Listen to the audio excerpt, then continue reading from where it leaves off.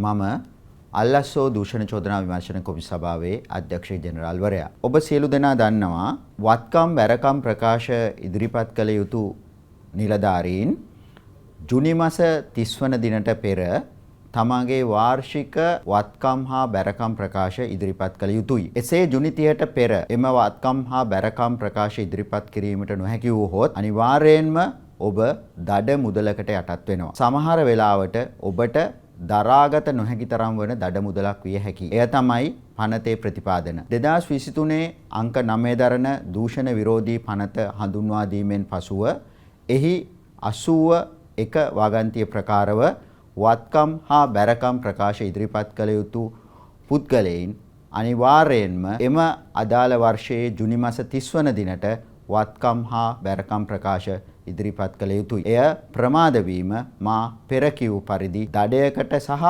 අධිකරණමය ක්‍රියාමාර්ගයට ලක්විය හැකි වෙනවා. ඒ අනුව ඔබ දන්නවා දැනටමත් පෙර වසරවල වත්කම් බැරකම් ප්‍රකාශ ඉදිරිපත් කළ නිලධාරීන් දන්නවා එය ජුනි 30ට පෙර ඉදිරිපත් කළ යුතු බව. මෙය දැන් සිදු කළ යුතු වන්නේ මධ්‍යගත ඉලෙක්ට්‍රොනික පද්ධතියක් හරහා පමණයි.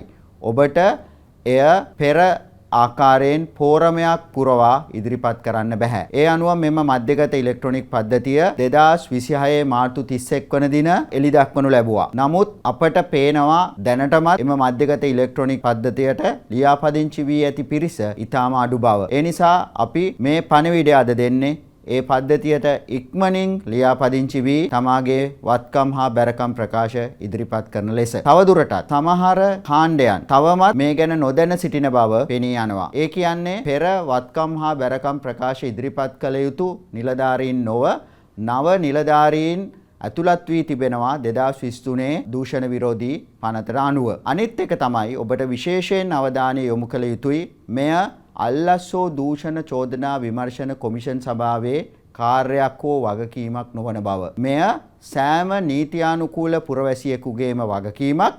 මෙම කාණ්ඩයට අයත් වෙන සෑම කෙනෙක්ම රටේ නීතියට අනුව මෙය ඉදිරිපත් කළ යුතුයි.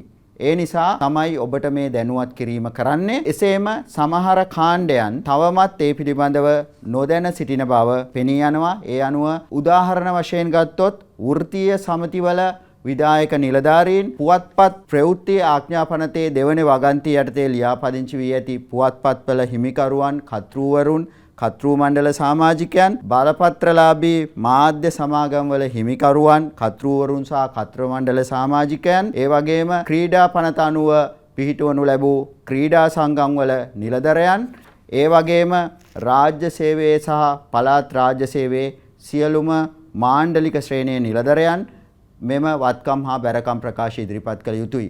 ඒ අනුව ඔබ යම් මාණ්ඩලික ශ්‍රේණියේ නිලධාරියෙක් නම් ඔබ මෙතෙක් වත්කම් හා බැරකම් ප්‍රකාශ ඉදිරිපත් කරේ නැත්නම් සහ ඔබ ඒ පිළිබඳව නොදැනුවත්ව සිටියේ නම් කරුණාකර ඔබගේ ආයතන ප්‍රධානීන්ගෙන් විමසන්න ඔබ වත්කම් හා බැරකම් ප්‍රකාශ ඉදිරිපත් කළ යුතු පුද්ගලයෙක්ද යන්න. ඊට අමතරව මෙවර නව කාණ්ඩයක් ඇතුළත් කරනු ලැබුවා.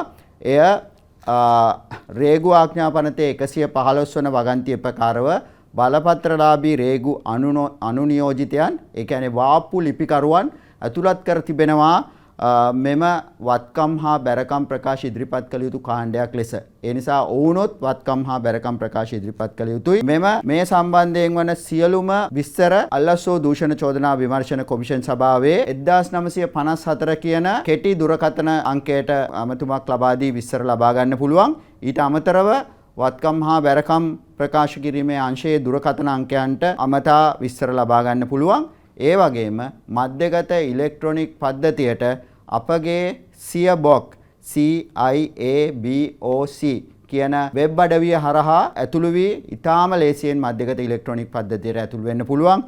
ඊට අමතරව ඒ සඳහා වන ලින්ක් එක ඔබට පාවිච්චි කරන්න පුළුවන්. අවධානය කරන්නේ ඉතා ඉක්මනින් මේ වත්කම් හා බැරකම් ප්‍රකාශ ඉදිරිපත් කර දඩයක් නියම වීම වළක්වා ගන්නා ලෙස සියලු දෙනා ජුනි 30ට පෙර වත්කම් හා බැරකම් ප්‍රකාශ ඉදිරිපත් කරන්නේ නම් කිසිවෙකුට දඩ නියම වීමක් වන්නේ නොමැති බවද අවධාරණය කරනවා.